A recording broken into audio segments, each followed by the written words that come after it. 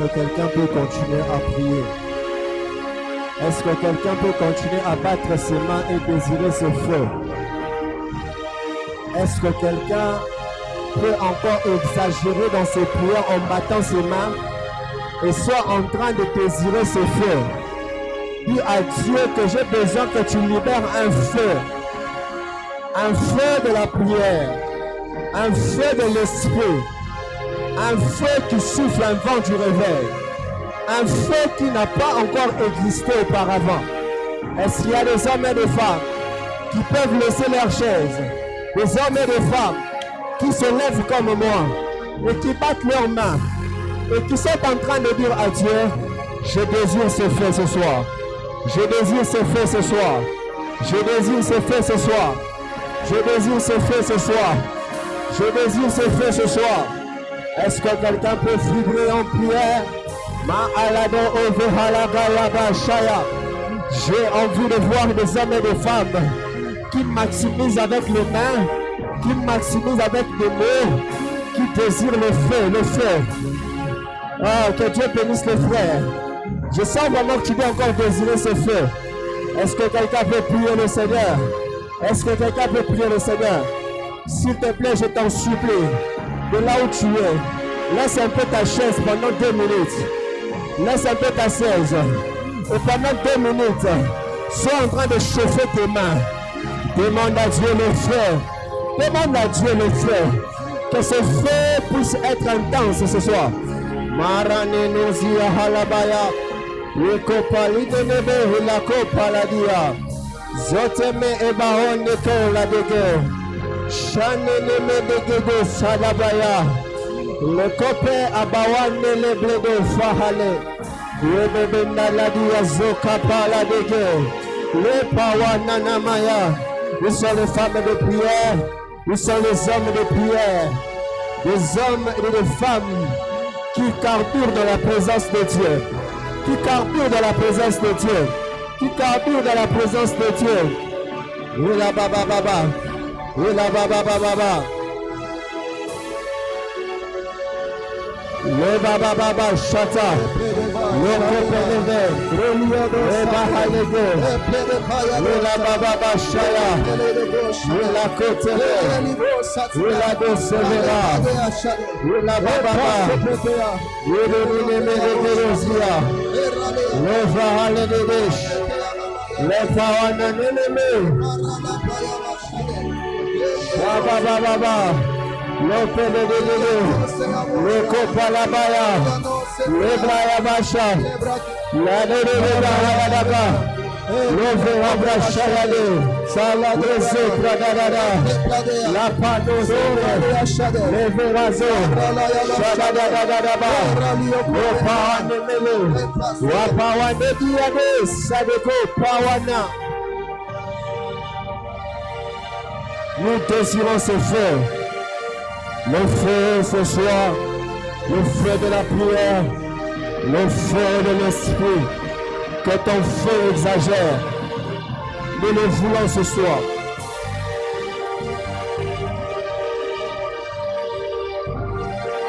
Lève ta main droite. Dis avec moi au nom de Jésus. On dit ça bien au nom de Jésus. Je reçois le feu. Saint-Esprit. Ne me rate pas ce soir. Fais-moi du bien. Au nom de Jésus. On acclame le Seigneur. Acclame bien Jésus, acclame bien Jésus, acclame bien Jésus. Je suis convaincu qu'on peut faire un peu plus que ça. Voilà. Est-ce que tu peux célébrer Jésus? Amen. Alors je vais nous garder debout. On va lire la parole de Dieu une fois pour toutes et puis on va commencer avec notre enseignement ce soir. Je prie que Dieu nous fasse du bien. Est-ce qu'on peut être ensemble? Je disais, je prie que Dieu nous fasse du bien. Éphésiens chapitre 4, verset 11 jusqu'au verset 15. Je vais lire un peu de manière désordonnée. Alléluia. La Bible déclare, jusqu'à ce que nous soyons tous parvenus à la stature de la foi, jusqu'à ce que nous soyons parvenus à l'unité de la foi et à la connaissance du Fils de Dieu, à l'état d'homme fait, à la mesure de la stature parfaite de Christ, afin que nous ne soyons plus des enfants flottants, emportés à tout vent de doctrine, mais que, profanant la vérité dans l'amour, nous croissions à tous égards en celui qui est le chef, Christ. Matthieu chapitre 28, le verset 19. On va lire le verset 18 et le verset 19 jusqu'au verset 20. On va le faire ensemble. Matthieu chapitre 28, le verset 18, 19 et 20. Vous y êtes? On peut lire ensemble, vous y êtes? Je ne t'entends pas, vous y êtes? J'ai entendu quelqu'un dire nous y êtes. Vous y êtes? Ok, 1, 2, 3. Jésus s'étant approché, leur parla ainsi. Tout pouvoir m'a été donné dans les ciels, sur la terre. Allez, faites de toutes les nations des disciples, les baptisant au nom du Père, du Fils et du Saint-Esprit, verset 20, et enseignez-leur à observer tout ce que je vous ai prescrit. Et voici, je suis avec vous tous les jours jusqu'à la fin du monde. 1 Corinthiens chapitre 2, le verset 4, la Bible déclare: et ma parole et ma prédication ne reposaient pas sur des discours persuasifs de la sagesse, mais sur une démonstration d'esprit et de puissance. Que Dieu bénisse sa parole, on peut se rasseoir. On acclame la parole de Dieu, bien sûr. Alléluia. Alléluia. Quelqu'un dans la joie d'être là ce soir? Quelqu'un dans la joie de passer ce moment ensemble avec nous? Alors, je rends grâce à Dieu pour l'opportunité qu'il me donne d'apporter la parole ce soir. Je crois que c'est Dieu qui avait voulu cela. Peut-être que ce n'était pas organisé selon les hommes. Et Dieu avait déjà prévu cela dans l'éternité. Alléluia. En fait, ce qui est une surprise pour les hommes n'est pas une surprise pour Dieu, parce qu'il est le concepteur de tout ce que nous pouvons vivre et expérimenter. Est-ce que je parle à quelqu'un? Est-ce que je suis en train de parler à quelqu'un? J'aimerais vraiment qu'on soit ensemble. Amen. Que je dis merci aussi à notre Père, le pasteur Jonathan, pour la marque de confiance renouvelée encore ce soir à notre égard. Et je crois que d'ici là, il sera là, et que Dieu le garde encore longtemps pour nous. Que Dieu bénisse aussi son épouse, Maman Ruth, pour l'amour et la marque de confiance ce soir. Et que Dieu te bénisse, toi qui es là ce soir. Je pense que j'ai l'habitude de le dire et je le redirai plusieurs fois, que tu es la personne que Dieu a choisie pour écouter ce message, parce qu'il existe des types de messages pour certains types de personnes. Je parle à quelqu'un? Je parle à quelqu'un? Alors, nous savons déjà qu'on avait commencé un très long voyage qui est en train de continuer, et je ne sais pas quand est-ce que nous allons atterrir avec ce voyage. Nous parlons de la maturité, n'est-ce pas? Ça fait déjà plusieurs mois que nous sommes en train de développer autour de la maturité. Et particulièrement pour le mois de juillet, on a mis un accent sur l'évangélisation. On est ensemble. On a parlé de la maturité, mais dans un sens ou dans une direction liée à l'évangélisation. Alors ce soir, je vais nous proposer un thème qui m'est venu à l'esprit. Mon thème de ce soir est croître dans la maturité pour une évangélisation efficace. Croître dans la maturité pour une évangélisation efficace. Je suis en train de parler à quelqu'un. Croître dans la maturité pour une évangélisation efficace. Alors, en guise d'introduction, j'aimerais dire ceci. L'évangélisation n'est pas simplement une simple activité. L'évangélisation n'est pas qu'une simple activité. Très important à les noter. L'évangélisation n'est pas une simple activité.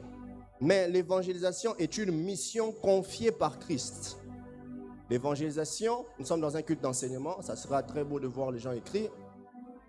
Je disais, l'évangélisation n'est pas une simple activité, mais c'est une mission confiée par Christ. Cependant, pour que notre évangélisation soit réellement porteuse de fruits ou d'un témoignage stable, d'un fruit durable, nous devons croître dans la maturité spirituelle. Je vais encore reprendre. L'évangélisation n'est pas qu'une activité, mais c'est une mission confiée par Christ. Cependant, pour que notre évangélisation soit porteuse d'un fruit durable, nous devons croître dans la maturité spirituelle. Un chrétien mature porte un témoignage plus stable. Un chrétien mature porte un témoignage plus profond. Un chrétien mature porte un témoignage plus efficace. Est-ce que je suis en train de parler à quelqu'un? Il est très important de noter cela. Lorsqu'on parle de l'évangélisation, nous sommes en train d'accomplir une mission que Christ nous a donnée. Mais l'accomplissement de cette mission exige la maturité, exige une certaine croissance spirituelle pour que nous puissions être des porteurs de témoignages plus stables, durables, profonds et efficaces. Et Dieu ne cherche pas simplement des messagers zélés. Dieu ne cherche pas seulement les gens qui sont motivés à aller évangéliser, mais Dieu cherche aussi des témoins transformés. Dieu n'a pas besoin de personnes qui sont motivées à aller évangéliser d'abord. Dieu n'a pas besoin de personnes qui sont présentes lorsqu'on veut évangéliser, mais Dieu veut aussi, au-delà du zèle que tu peux avoir de l'évangélisation, au-delà du désir ardent qui peut t'animer d'aller évangéliser, Dieu veut aussi que nous soyons d'abord nous-mêmes transformés. C'est ainsi que vous remarquerez que Jésus, qui est en train d'envoyer les disciples d'aller évangéliser, avant de leur donner l'ordre, il se rassure lui-même d'abord d'avoir transformé la vie de toutes ces personnes. Je parle à quelqu'un? Il se rassure d'abord lui-même d'avoir transformé la vie de toutes ces personnes. Parce qu'il sait que l'authenticité d'un témoignage, c'est lorsque le témoin n'est pas seulement porteur du témoignage, mais il est le témoignage direct de ce qu'il porte. Je parle à quelqu'un. Est-ce que je suis en train de parler à quelqu'un? Voilà pourquoi Christ, avant de leur dire allez, il se rassure d'avoir d'abord enseigné, investi sur les disciples, transformé les disciples pour qu'ils puissent être capables d'aller évangéliser. Je parle à quelqu'un. Est-ce que je suis en train de parler à quelqu'un? Alors, on a déjà trop parlé de la maturité. Nous savons déjà, quand nous parlons de la maturité, à quoi on fait allusion. Mais j'aimerais déjà ramener 3 choses importantes. Je crois que la majorité des prédicateurs ont dit ça en parlant de la maturité. La première chose que nous devons savoir sur la maturité, c'est que la maturité n'a rien à voir avec l'âge. Je crois que j'ai dit ça plusieurs fois. Mais la maturité est liée à la croissance qui nous amène à la ressemblance à Christ. Parle à quelqu'un. La maturité est liée à la croissance qui nous amène à ressembler à Christ. On qualifie d'un homme mature, pas parce qu'il est capable de démontrer Christ. Non, on qualifie de quelqu'un mature parce qu'il ressemble à Christ. Donc la maturité est liée au fruit que nous portons en nous, parce que c'est le fruit qui fait que nous puissions ressembler à Christ. Est-ce que je parle à quelqu'un? C'est comme ça, vous allez remarquer, lorsqu'on parle de dons, on parle des prophéties et autre chose, mais lorsqu'on parle de fruits, on parle de l'amour. Parce que c'est le caractère de Christ qui doit être inséré en nous. Et ce caractère, lorsqu'il est manifesté, on nous qualifie, on dit qu'on ressemble à Christ. On est ensemble, hein? On est ensemble? La maturité n'est pas liée à l'âge, mais c'est lié à la croissance qui nous amène à ressembler à Christ. La deuxième chose à savoir sur la maturité, je suis en train d'aller pour être dans mon sujet. La deuxième chose sur la maturité, c'est que la maturité implique la constance. J'en ai parlé plusieurs fois ici, qu'un homme mature, un chrétien mature, doit être constant. Il ne bouge pas dans sa foi. Il sait à qui il croit et il sait pourquoi il croit à cette personne et pourquoi il doit continuer à croire en lui. Donc sa foi ne bouge pas, sa foi est inébranlable.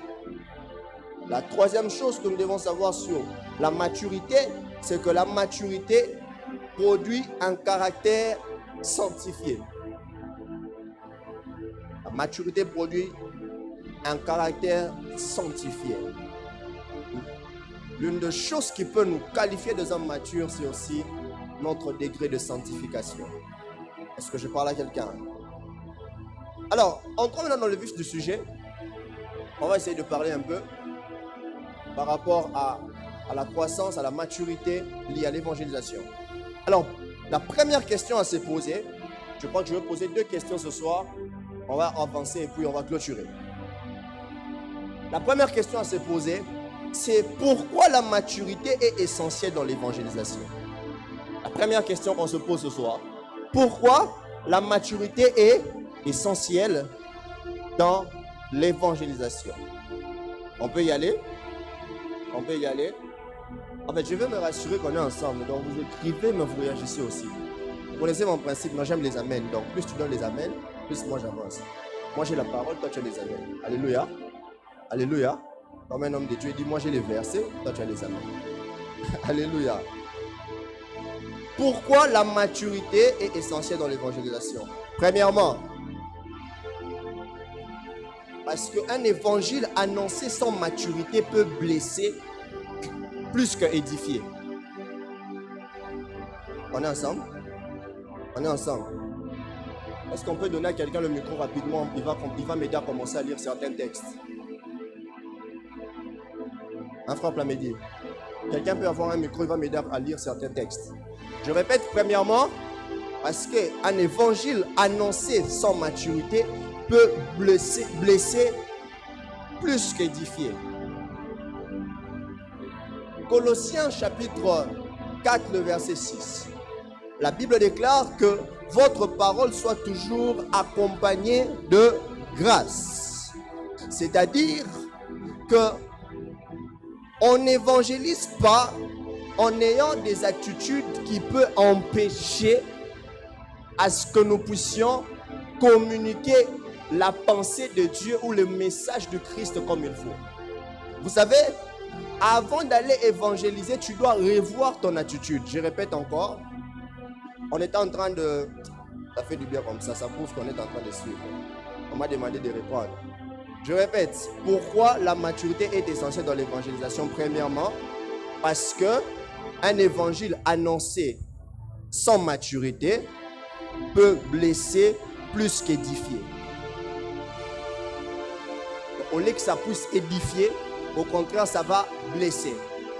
C'est ainsi que Colossiens dit que votre parole soit toujours accompagnée de grâce. Votre parole soit toujours accompagnée de grâce. Pourquoi? Parce qu'on n'évangélise pas en ayant des attitudes contraires aux fruits que la Bible nous présente de l'esprit. Je vais vous expliquer. Tu ne peux pas aller évangéliser en étant en colère. Tu ne peux pas aller évangéliser en ayant un cœur qui est encore éloigné de Dieu. On est ensemble.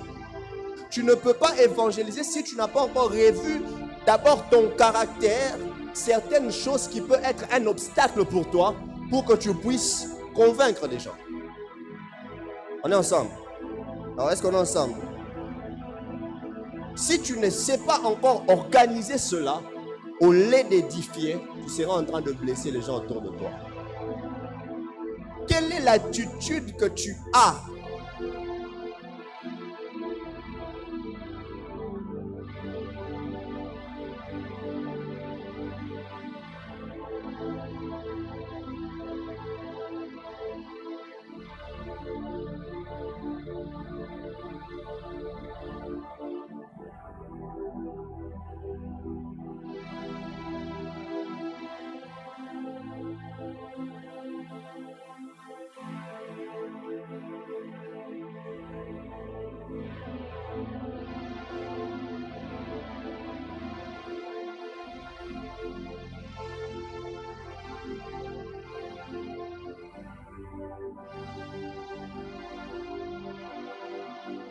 Reposer sur trois choses fondamentales. Premièrement, l'évangélisation doit reposer sur l'amour, doit se reposer sur l'amour. L'une des motivations qui doivent te pousser à aller gagner, c'est l'amour. L'une des motivations qui doit te pousser à aller dépeupler les camps de l'ennemi, c'est l'amour que tu as pour Dieu, mais aussi pour les âmes perdues. La deuxième chose, ça doit reposer sur la sagesse. Est-ce que je parle à quelqu'un? Vous savez, il est très important d'être sage. Vous savez, l'une des choses qui fait qu'aujourd'hui on est incapable de gagner plusieurs autour de nous, j'ai remarqué, ce n'est même pas parce qu'on n'a pas l'amour des âmes. Il y a certaines personnes qui ont l'amour des âmes mais incapables de gagner les âmes. Pourquoi? Parce qu'on a un problème de sagesse quand on va évangéliser. lorsque tu veux aller évangéliser, tu dois faire fonctionner ta sagesse pour comprendre comment tu dois approcher certaines personnes. Je te donne un exemple. Tu ne peux pas aller gagner par exemple un musulman directement en s'attaquant à sa religion. Tu ne peux pas aller gagner un catholique directement en s'attaquant à sa religion. Quand tu viens en attaquant, il ne va pas te croire, il ne va pas t'écouter. Il ne va pas te donner accès de lui donner la bonne nouvelle, de l'annoncer la bonne nouvelle. Ça, je crois que ce n'est pas seulement un point, mais c'est une expérience que j'ai vécue moi-même. Je me rappelle, lorsque je suis entré à Marcelin, j'ai partagé le même banc avec un catholique. Il était même, je crois qu'on les appelle les servants catholiques. Il était tellement ancré dans ça. Et vous savez qu'est-ce que je faisais? Je n'ai jamais dit le mal de leur religion. Mais je l'invitais quand même de venir participer à des programmes qui avaient des caractères du réveil, c'est-à-dire le programme des pentecôtistes. Il venait, mais il ne quittait pas l'église catholique. Mais qu'est-ce qui s'est passé? Un jour, il s'est décidé de venir, il vient pour la première fois. Je l'ai motivé parce qu'il était en train de poursuivre une fille, la fille venait au groupe de prière. Et j'ai profité de l'occasion, je lui ai dit, cette fille-là sera aujourd'hui. Et le frère est venu. Vous avez le premier jour où il vient participer à la prière, il est saisi par l'esprit, il tombe. Mais malgré ça, quand il se réveille, il continue quand même à être servant. Je parle à quelqu'un. La deuxième fois, il vient encore. Et l'erreur, c'était que quand je lui avais dit que la sœur sera là, il était venu, mais là, la sœur n'était pas venue. Donc, il était vraiment à perte de motivation. Mais la deuxième fois, je l'ai dit, en tout cas, cette fois-ci, j'ai réussi à convaincre la sœur, elle sera la fière. Quand il vient la deuxième fois, ce jour-là, non, ce n'était pas une coïncidence, c'était l'organisation des dieux. Je faisais le service de puissance. Et quand j'ai commencé à prier, les gens tombaient. Le frère est tombé, un servant catholique. Il a commencé à parler en langue. Mais tellement qu'ils sont parlé en langue, mettaient la distraction. En plein cul dans le coin, vous savez, moi j'ai l'onction de rire. Malgré que je faisais le service, j'ai d'abord commencé à rire. Parce que son parler en langue mettait la distraction. Et je vous dis, depuis ces jours-là, actuellement, il prie dans une église de réveil. Est-ce que je parle à quelqu'un? Je ne me suis jamais attaqué à sa religion. Je n'ai jamais parlé en mal du fait qu'il était catholique. Pourquoi? Parce que je cherchais d'abord à utiliser la sagesse pour avoir accès à lui. C'est-à-dire, quand il pouvait parler avec moi, il savait que je ne vais pas le condamner, je ne veux pas lui dire qu'il appartient, je ne veux pas dire qu'il est diable, je ne veux pas dire qu'il est dans une religion fausse. Je ne peux pas lui parler comme ça. Vous voyez? Pourquoi? Parce que je cherche à gagner son cœur.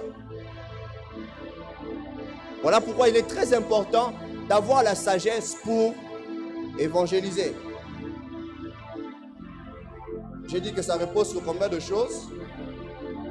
3 choses. La première,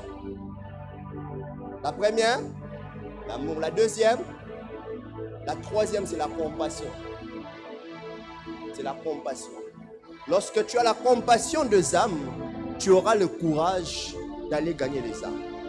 Lorsque tu as la compassion des âmes, tu auras le courage d'aller peu importe l'endroit pour aller gagner les âmes. Je me rappelle, il y a, je crois, au début de ce mois, au début du mois de juillet, c'était un samedi, je devais prêcher dans 2 endroits. J'étais allé au premier endroit, c'était à Ouiléry. Le deuxième, c'était vers côté frère Moïse, donc voilà, tout ça. Mais cet endroit où on était en train d'aller là-bas, déjà, quand la moto me découvre, vous savez, je n'ai jamais été stressé comme ces jours-là. Depuis qu'on partait, je suis allé prêcher dans une église. Bon, une église de Dieu. Mais je ne m'attendais pas que c'était comme ça. Moi, je pensais que c'était dans un endroit, quand je vais arriver, j'entre, sur le banc français. Ouais. Mais quand j'arrive, je me rends compte qu'on était en train d'aller et on était vraiment dans un coin reculé. Et vous savez, ce qui m'avait étonné, c'est quoi? C'est que quand j'arrive, parce que j'étais arrivé en retard, il était temps de quitter Ouiléry pour arriver là-bas. Je suis arrivé à 19h quelque chose. Et je devais prêcher depuis 18h avec le retard. Alors moi, je me suis dit, quand je vais arriver, Bon, maintenant, on a aussi déjà, quand j'arrive, un frère déjà dans notre parole, donc il faut au moins, avant 21h déjà, entre-temps, nous avons un peu de temps.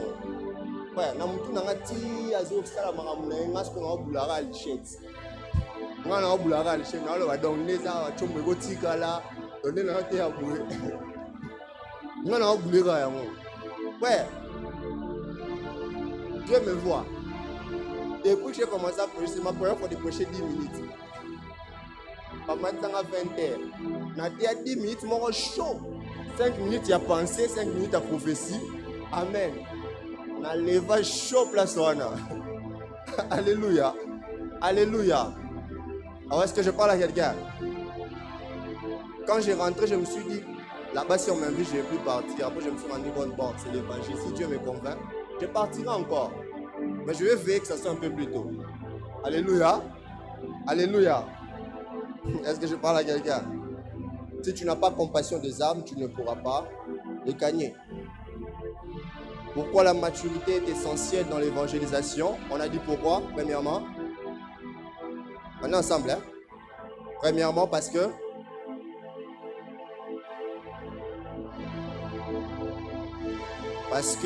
un évangile annoncé sans maturité peut blesser plus qu'édifier. Je vais vous rassurer qu'on est vraiment ensemble. La deuxième chose, pourquoi la maturité est essentielle dans l'évangélisation? Mon lecteur va me prendre Tite chapitre 2, le verset 7 et le verset 8. Deuxième chose, c'est qu'un témoin immature peut discréditer le message. Un témoin immature peut discréditer le message. Tite chapitre 2, le verset 7 et 8.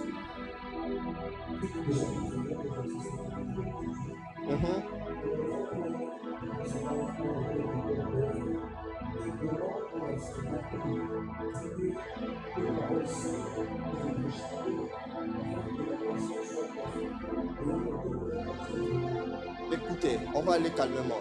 Reprenez. Démontrant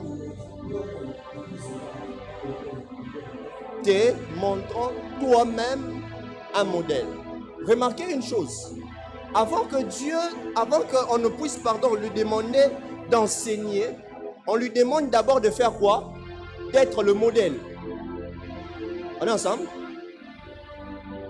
On est ensemble?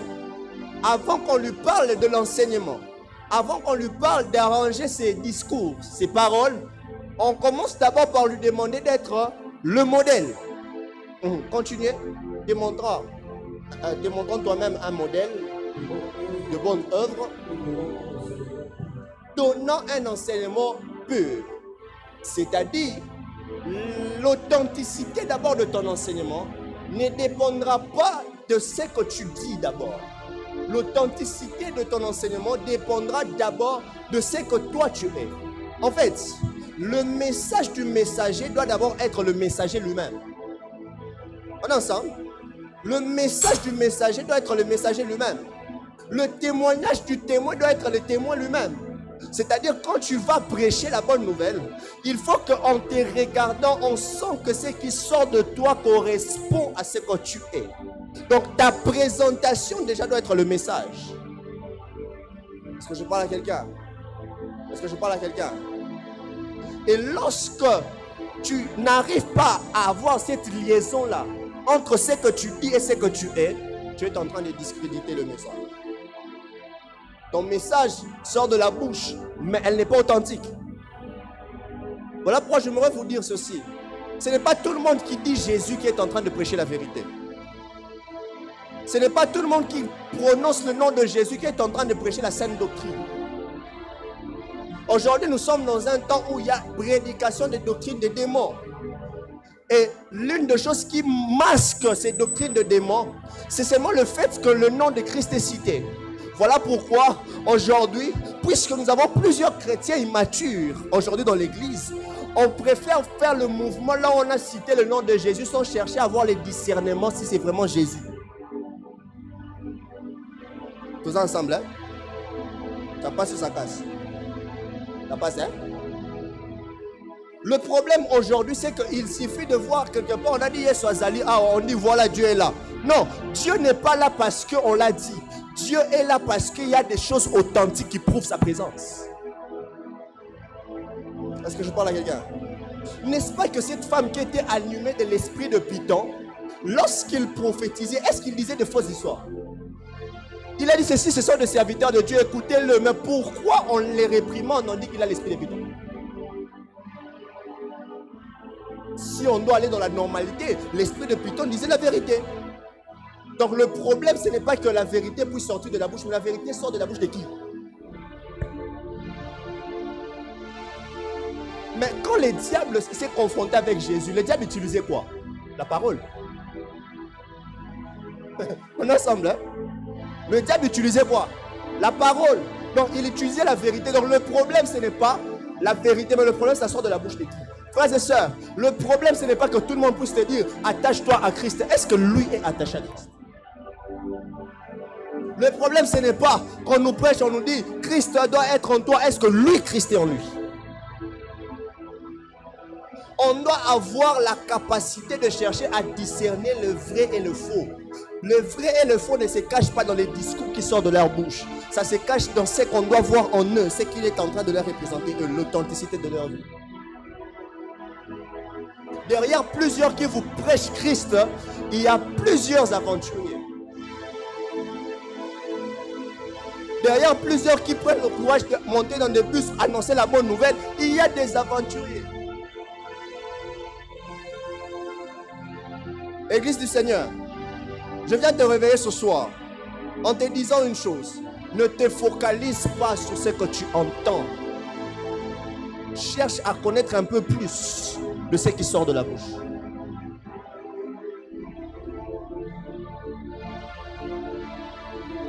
Les serpents pensaient que Jésus était comme Ève. Ève entend simplement ce que le serpent a dit sans chercher à vérifier. Mais il ne savait pas que lorsqu'il venait affronter Jésus, il affrontait Jésus en utilisant ce que Jésus était. Le diable a utilisé la parole alors que Jésus est lui-même la parole. J'ai dit que le diable utilisait la parole alors que Jésus était lui-même la parole. Donc l'erreur du diable, c'est de venir confronter celui qui est l'identité de ce que tu utilises.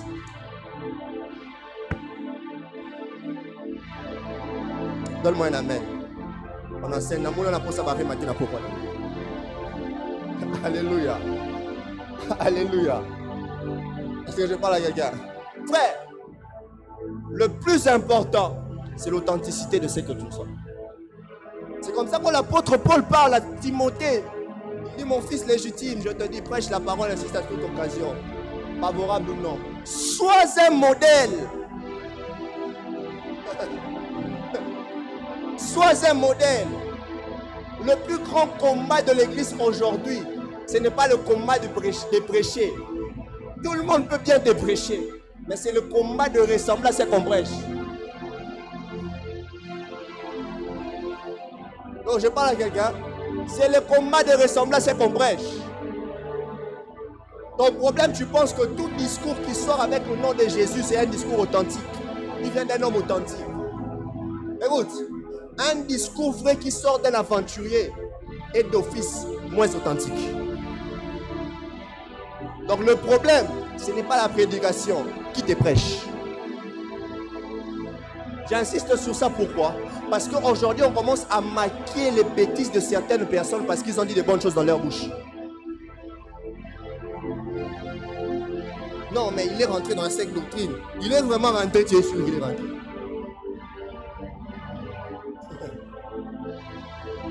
N'oubliez pas qu'aujourd'hui, nous sommes dans un temps où les gens commencent à chercher à faire le mariage entre l'évolution du temps et l'évangile. C'est-à-dire quand ils savent, écoutez, ce qui est vrai aujourd'hui, les gens prennent plaisir d'aller dans les églises où on prêche Christ vraiment. Et les gens le savent. Les églises où on est resté continuer à prêcher les mystères, les histoires compliquées, les gens ne vont plus là-bas. Les gens savent qu'aujourd'hui, les gens aiment les églises où on prêche des choses simples. Voilà pourquoi même les plus aventuriers vont prêcher des choses simples aujourd'hui. Je vous dis des choses vraies. Vous voyez que message message facile. Mystère. Allez aux églises des gens qui prêchaient les mystères hier, qui faisaient des plaies, qui prêchaient les mystiques et les autres choses. Dans les mal, hein, parce qu'il y a ça dans les bons. Ouais, il y a les mystiques dans les bons. Les mystiques en Christ. Ça existe. Mais les gens qui les prêchaient dans les mal là, aujourd'hui ils sont où? J'en connais plusieurs. Quand ils sont venus, on leur parlait, on leur appelait des majors, des généraux. Pendant grandi à Yebi, dans la cordon H. Ils prennent les majors, les généraux là. On est comme le roi 6e ministère. Donc, on dit apôtre, prophète, docteur, pasteur, évangéliste, 6e ministère, général, major.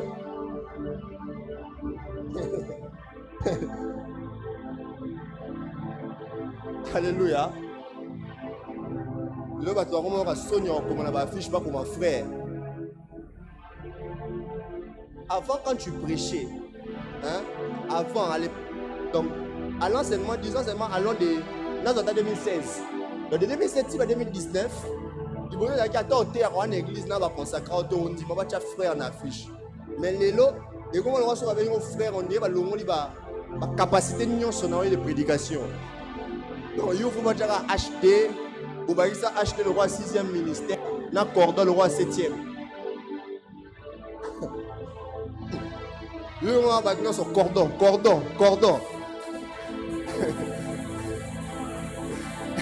Est-ce que je parle à quelqu'un? Maintenant, on va cordon. Oh, ça frère! On y a mis quatre dans le colo.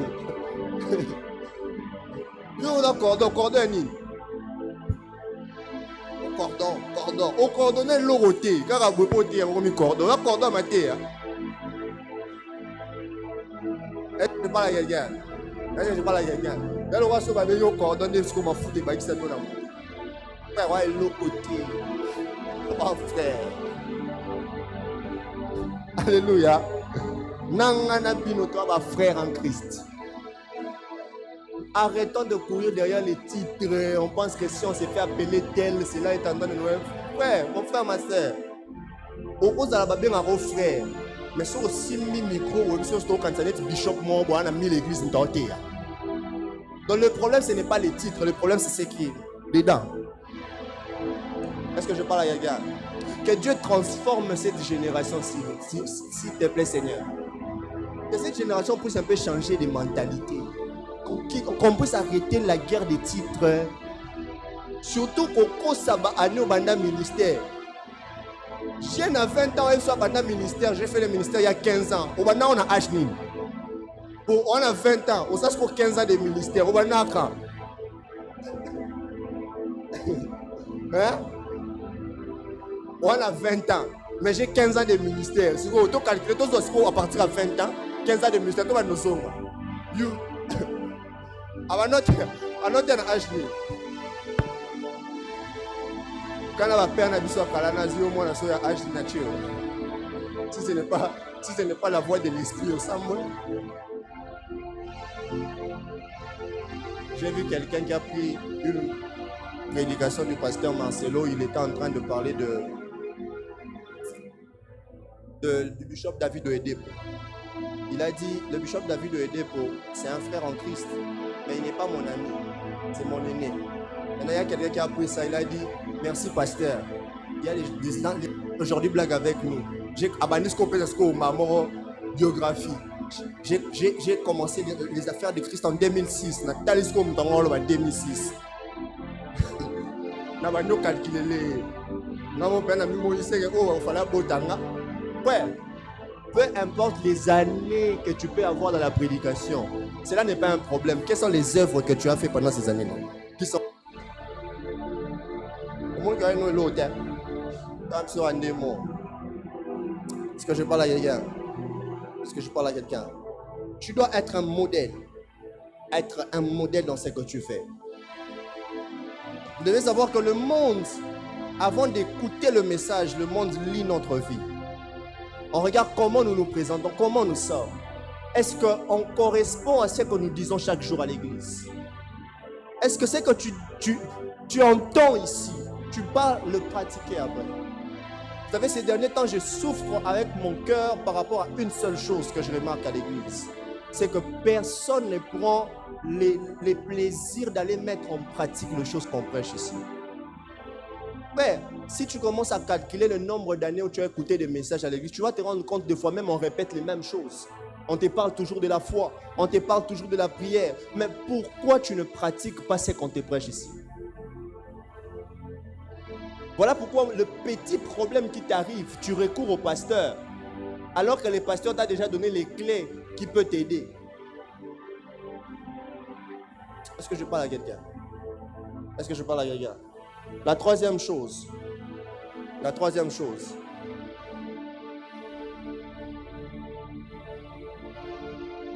On va reprendre la répétition.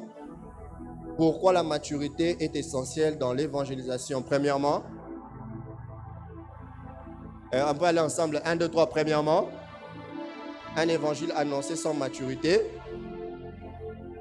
Je ne vous entends pas. Un évangile sans maturité, annoncé sans maturité. Deuxièmement, un témoin immature peut discréditer le message. La troisième chose,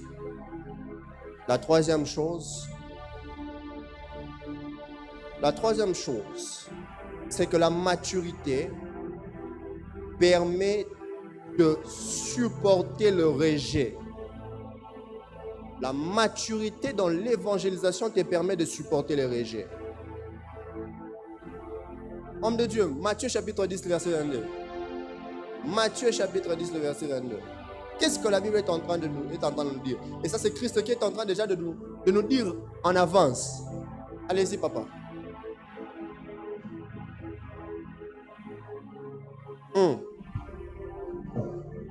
Matthieu chapitre 10.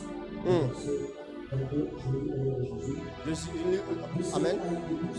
Vous serez haïs de tous à cause de mon nom. C'est-à-dire que quand tu prends la peine d'aller annoncer l'évangile, aller annoncer Christ, sois prédisposé au rejet des hommes. Christ nous l'a dit déjà en avance. Pourquoi tu as mal quand on te répond, permettez-moi la tautologie, quand on te répond mal parce que tu parles de Christ? Mais il nous a dit ça en avance. Il dit quoi? Vous serez haïs à cause de mon nom. Donc, tu dois être prédisposé du fait que quand je vais annoncer l'évangile de Jésus-Christ, on va me rejeter. On va me bouder. On va m'insulter. On va dire n'importe quoi sur moi. Voilà pourquoi quelqu'un a dit Bakofinga biso pona Yesue. Biso pe tokoti kate.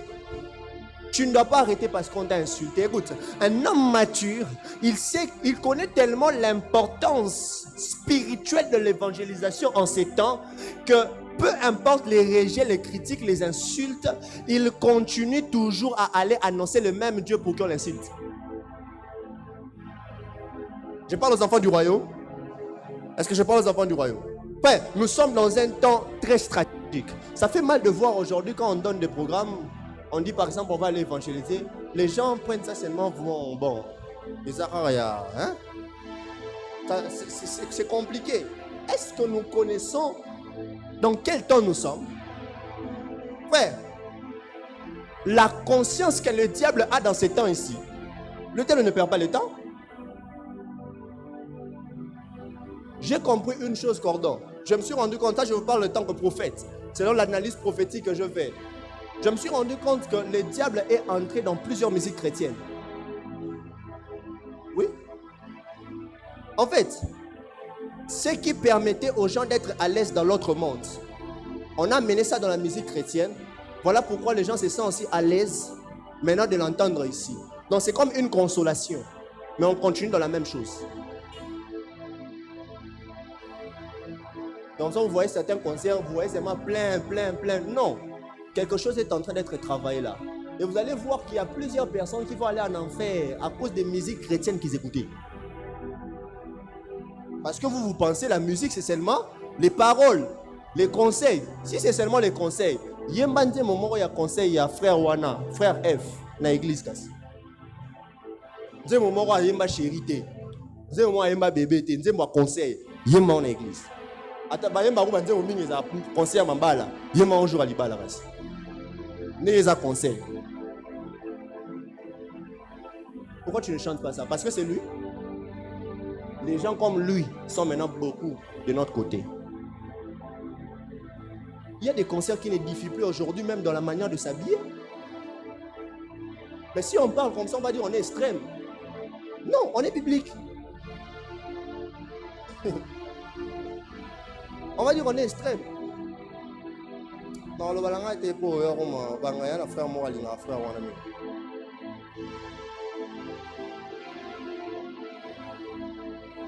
Alléluia. Alléluia. On a regardé un jour, on était, je crois, avec le cordon chez les pasteurs. Un concert. Donc, au moins de consolation, il y a que, par exemple, un système animateur, par exemple, ce qu'on va porter en église. Frère, je me suis posé une question. Tout ça, c'est seulement pour Jésus, pour la gloire de Jésus. Ah, nous avons besoin de ce système en bâtard. Hein? Tout ce système en bâtard.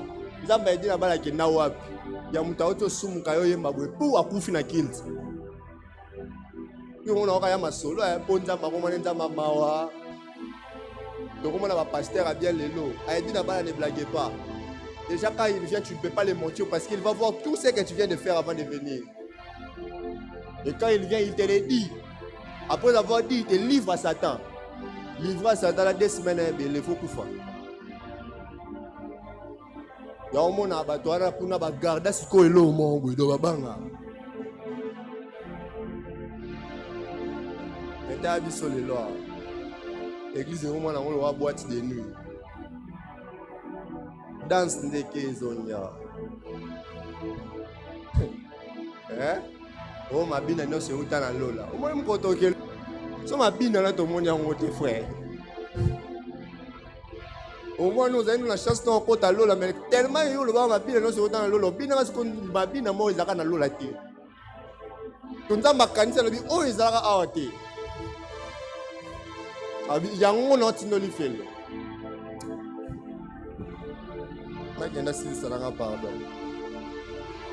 Un évangéliste mûr ne se décourage pas, il persévère malgré les oppositions. Un évangéliste mûr, il n'arrête pas même si on l'insulte. Aujourd'hui, certaines personnes ont honte d'annoncer l'évangile. Ils connaissent Christ, ils ont honte d'annoncer l'évangile parce qu'ils se disent, si c'est moi qui le fais, les gens ne vont pas me croire. Les gens vont avoir du mal à l'accepter. Les gens vont pas... Vous me prennent déjà pour un aventurier, pour un comédien, pour ceci. Ils vont me rejeter en fait de l'image que j'ai déjà montrée de moi. Frères et sœurs, vous savez, le plus important dans l'évangélisation, c'est d'abord de commencer à faire, à respecter l'ordre qu'il t'a dit. Va, fais. Le reste, c'est Dieu qui gère. Je parle à quelqu'un? Est-ce que je parle à quelqu'un? J'allais dire un mot en anglais, mais la boye c'est kawa. Oh, je suis un bon élève, le prof est là.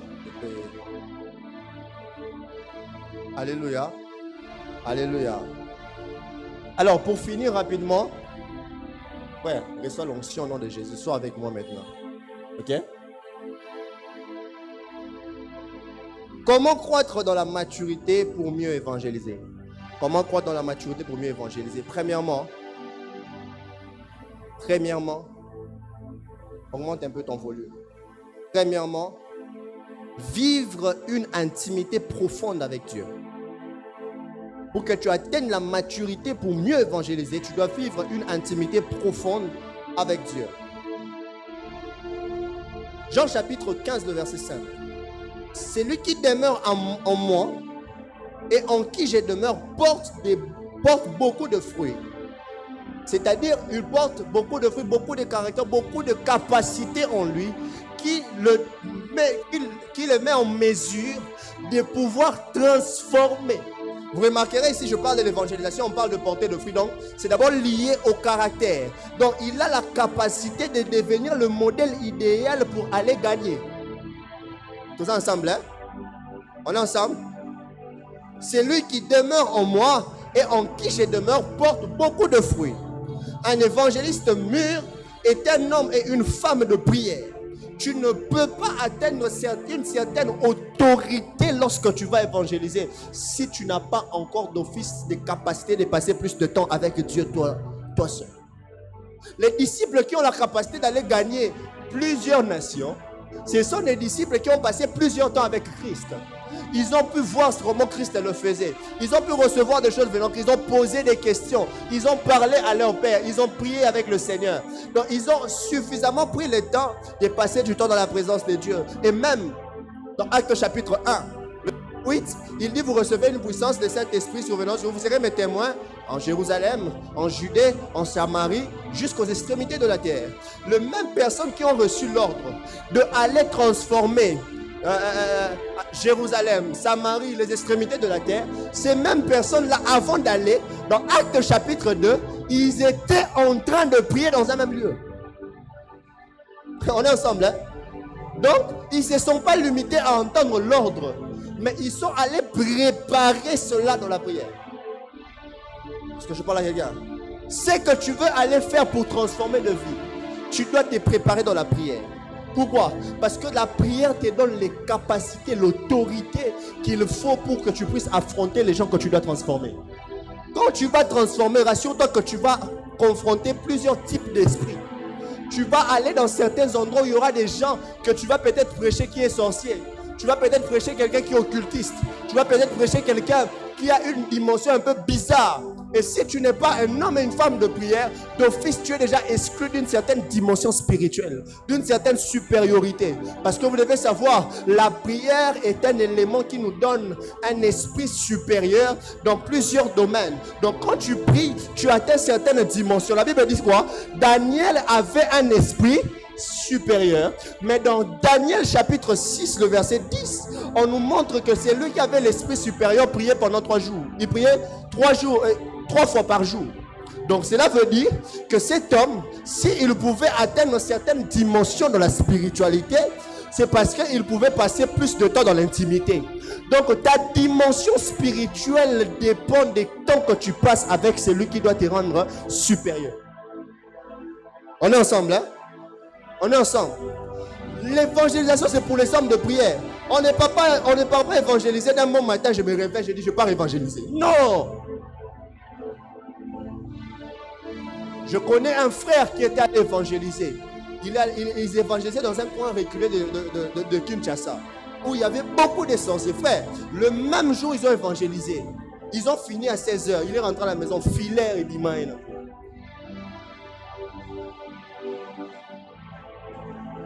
Toi, tu viens ici seulement pour venir. Hein? Un cordon gradé, il faut que nos prochaines sorties évangéliques soient même préparées, même 2 jours avant des prières. On ne peut pas venir seulement, on vient seulement le jour J, on vient comme ça, on prie pendant quelques minutes. Vous savez les esprits que nous allons confronter.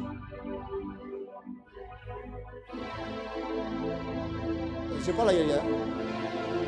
Je connais quelqu'un qui allait, ils ont fait l'évangélisation ensemble avec l'équipe. Et quand lui il rentre, il a des maux de tête, il ne sait pas ça vient d'où.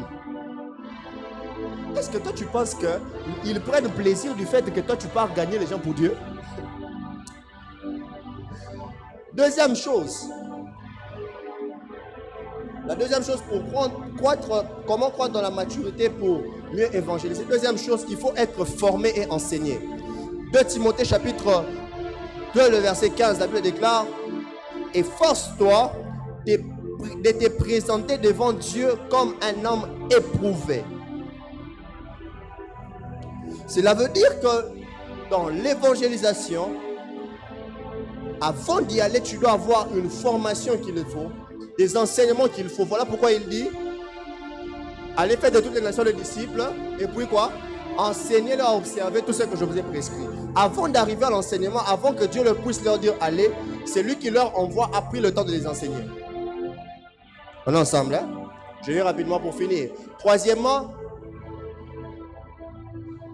il faut servir avec humilité et soumission. Il faut servir avec humilité et soumission. De Philippiens chapitre 2, le verset 3.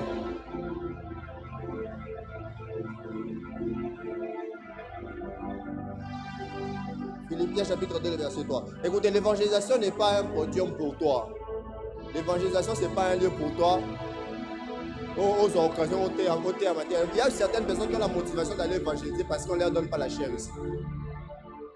Alléluia. C'était juste une parenthèse. La dernière chose sur l'évangélisation que tu dois savoir sur comment croître dans l'évangélisation, c'est en manifestant la puissance de Dieu. Quelqu'un dit avec moi, en manifestant la puissance de Dieu. On dit avec moi, en manifestant la puissance de Dieu. Dis ça à ton voisin, en manifestant la puissance de Dieu. Dis à ton voisin, pour croître dans l'évangélisation, tu dois apprendre à manifester la puissance de Dieu. La Bible dit ceci dans Matthieu chapitre 28, le verset 19. Le verset 18. Il en parle en disant ceci. Tout pouvoir m'a été donné. Allez faire de toutes les nations des disciples. Je me suis posé une question. Pourquoi il commence à parler du pouvoir avant de leur donner l'ordre d'aller? Parce que Dieu veut leur rappeler une chose. Pour que vous puissiez avoir le courage d'aller, rassurez-vous que celui qui vous envoie, il n'est pas vide. Avant que vous puissiez avoir le courage d'aller annoncer la bonne nouvelle, c'est lui qui vous envoie à tout ce qu'il faut pour que vous puissiez mieux annoncer ce qu'il vous demande d'annoncer. C'est comme ça l'apôtre Paul dit, ma prédication ne reposait pas sur des discours persuasifs de la sagesse, mais sur une démonstration d'esprit et de puissance. Cela veut dire ceci, c'est que l'évangile que nous prêchons, c'est un évangile qui a la capacité d'être transformé par la puissance de celui qui l'annonce, par la puissance de celui qui est l'image de cet évangile, Jésus-Christ. Donc tu ne peux pas annoncer Jésus sans que Jésus puisse produire des effets de ce que tu annonces. Oh, je ne sais pas qui je suis en train de parler. Tu ne peux pas parler de Christ et qu'il n'y ait pas des effets là où tu es en train de parler de Christ. Frères et sœurs, l'authenticité de l'évangile, c'est en fait les œuvres qui accompagnent l'évangile que tu prêches. C'est comme ça Paul dit, ma prédication je l'ai prêchée, j'ai parlé, mais elle ne reposait pas sur les discours que je disais. Pourquoi? Parce que l'authenticité de ma prédication se faisait suivre sur les manifestations. Donc le problème c'était pas d'écouter Paul, mais après avoir écouté Paul, il fallait qu'il y ait des choses que ces peuples étaient en train de voir pour croire en Paul. Déjà vous devez savoir une chose, c'est que Paul Paul à Corinthe, Paul alors qu'il prêchait à Corinthe, l'évangile de Paul était difficile à croire. Pourquoi? Parce que Paul dans Corinthe, il était en train de dire aux Corinthiens ceci. En fait, nous avons gagné. Qu'est-ce qu'il disait? Voilà, l'évangile que Paul présentait aux Corinthiens, il leur faisait comprendre ceci. Jésus avait gagné en mourant. Donc c'était comme pour dire qu'il avait gagné en perdant. Donc on ne pouvait pas croire cela. C'est comme un combat de boxe. On se bat, je tombe, on m'a tapé. Mais on dit que puisque je suis tombé, j'ai perdu. C'est là que j'ai gagné. Et les Corinthiens ne pouvaient pas croire en ça. Voilà pourquoi la meilleure manière de leur faire croire ça, c'était de démontrer cela par la puissance. Aïe, aïe, aïe, aïe, aïe, aïe, aïe. Écoute, dire à quelqu'un que Jésus était mort et ressuscité, il est ressuscité avec ta bénédiction, il est ressuscité avec tes choses, c'est bien. Mais ils ont besoin de voir qu'il était réellement mort et ressuscité. Écoute, le réellement là ne se peut pas voir dans ce que tu dis. Le réellement là doit se faire voir dans ce qui doit être produit après ce que tu dis. Est-ce que je parle les gars? Voilà pourquoi nous sommes dans un temps où l'église doit être révoltée, où on doit annoncer l'évangile avec toute puissance, où tu es devant face à un paralytique. Tu lui dis, est-ce que tu sais que Jésus dans la Bible faisait marcher le paralytique? On ne me pose même pas de questions, lève-toi et marche. Frères et sœurs, l'évangile est une puissance. Je dis que l'évangile est une puissance. Voilà pourquoi lorsqu'on parle de Jésus, il faut qu'il y ait des effets autour de nous. Lorsqu'on parle de Jésus, il faut que des vies soient transformées. Pourquoi? Parce que l'évangile, quand elle entre dans son cœur, elle fait le travail de transformer les choses. Écoute, j'aimerais dire à quelqu'un, même ton frère qui était plus dur lorsqu'on parlait de Jésus, après ces instants, tu ressens la puissance qu'il faut. Lorsque tu vas maintenant lui parler de Jésus, lui-même, il ne va pas comprendre, il va t'écouter. Aujourd'hui, lui-même ne va pas comprendre, il va t'écouter.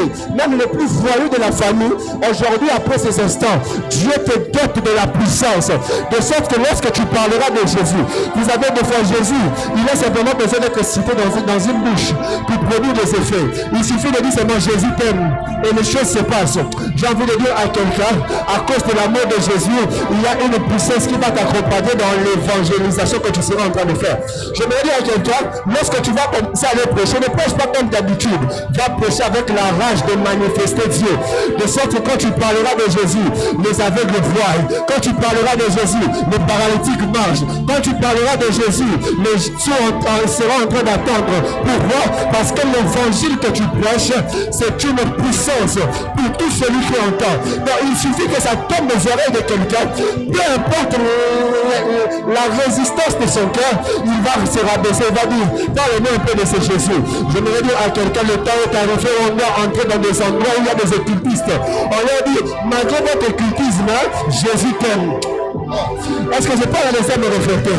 Le temps est arrivé que nous soyons reflétés pour annoncer l'évangile avec une pleine puissance, pour que ça puisse produire des effets. Je prie le Seigneur ce soir qu'il puisse sélectionner 10 personnes qui me donnent un amen, pour qu'ils soient capables d'aller transformer leur entourage. Le temps est arrivé que dans ton université, il n'y ait pas de païens. Le temps est arrivé qu'autour de toi, qu'il n'y ait pas de païens.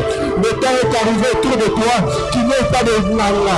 Le temps est arrivé autour de toi, dans ta famille, qu'il n'y ait pas de sorciers. Le temps est arrivé autour de toi, qu'il n'y ait pas de gens de mauvais effets. Qu'il n'y ait pas de gens qui ont le courage de parler du fait qu'ils étaient en mode spirit devant toi. Je suis heureux de parler à quelqu'un, parce que lorsque tu leur parleras de Jésus, leur cœur sera transformé, leur cœur sera visité. Je ne sais pas qui je suis en train de parler, mais je parle aux hommes et aux femmes qui sont venus ce soir pour qu'ils puissent recevoir le feu. Recevoir le feu qui amène à la puissance de Dieu. De sorte que quand tu annonces la parole de Dieu, quand tu annonces la parole de Dieu, il y a des choses qui se passent. Quand tu annonces la parole de Dieu, il y a des choses qui se passent. La parole dont je te parle, elle est puissante. Lorsqu'elle sort de ta bouche, elle sort avec des effets concrets. Quand elle sort de ta bouche, elle sort avec des choses concrètes. Je me dire à quelqu'un que la parole de Dieu est sur le point de venir transformer quelqu'un pour que tu ailles transformer.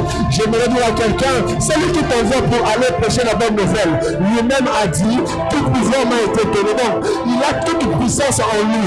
Tout ce dont tu as besoin pour aller annoncer, repose en celui qui t'a envoyé d'aller annoncer. Voilà pourquoi, n'hésite pas, va sur le terrain, prends ton micro, parle de Jésus. Réveille-toi le matin, sur ton avenue, parle de Jésus. Réveille-toi le matin, sur ton quartier, parle de Jésus. Même si on va te résister, parle de Jésus. Même si on va refuser de t'écouter, parle de Jésus, parce que l'évangile que tu annonces est une puissance. Si tu crois en cela, donne-moi le meilleur de tes amens. Et lorsqu'on va prier le Seigneur pendant 2 minutes.